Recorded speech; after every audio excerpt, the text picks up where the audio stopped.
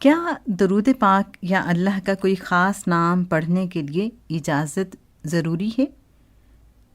روحانی اسکالر شیخ کامل جناب سید سرفراز احمد شاہ صاحب سے جب یہ سوال کیا گیا تو آپ نے اس کا جواب یوں عطا فرمایا: درود پاک پڑھنے کے لیے کسی اجازت کی ضرورت نہیں۔ آپ صلی اللہ علیہ وآلہ وسلم نے خود اس کی تاکید فرمائی ہے۔ قرآن پاک میں بھی ہے: بے شک اللہ اور اس کے فرشتے نبی صلی اللہ علیہ وآلہ وسلم پر درود بھیجتے ہیں، پس اے ایمان والو تم بھی آپ صلی اللہ علیہ وآلہ وسلم پر درود اور خوب سلام بھیجا کرو۔ اس لیے آپ بے دھڑک درود پاک پڑھیے۔ اللہ کا کوئی ایک نام پڑھنے کی بجائے ہم اس کے 99 نام کثرت سے پڑھا کریں، لیکن اس میں دنیاوی اغراض پوشیدہ نہ ہوں۔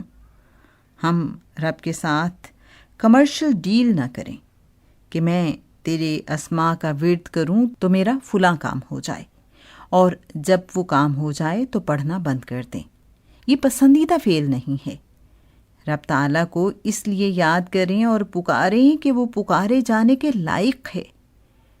رب کے نام پڑھنے کے لیے اجازت کی ضرورت نہیں۔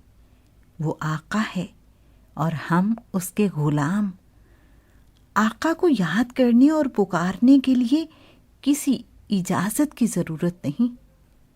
حوالہ کتاب نوائے فقیر، پیج نمبر 42 and 43۔